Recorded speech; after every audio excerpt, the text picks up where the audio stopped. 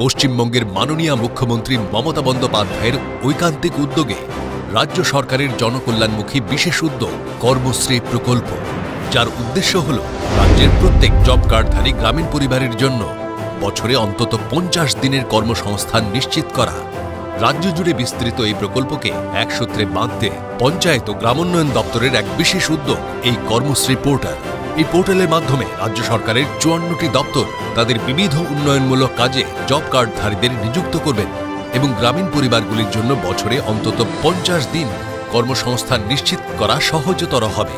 2023-24 অর্থবর্ষে রাজ্যের জব কার্ডধারীদের জন্য 27 কোটি 84 লক্ষ শ্রমদিবস সৃষ্টি করা হয়েছিল, যার মাধ্যমে সংশ্লিষ্ট জব কার্ডধারী পরিবারগুলি বছরে 43 দিনের কাজ পেয়েছিলেন। আগামী দিনগুলিতে রাজ্যের 2 কোটি 58 লক্ষ জব কার্ডধারী কর্মশ্রী পোর্টালে সহায়তা পাবেন এবং সমগ্র প্রকল্পের কাজ সুচারুভাবে তত্ত্বাবধান করা যাবে। কর্মশ্রীর অঙ্গীকার, কাজ পাবে সবাই এবার।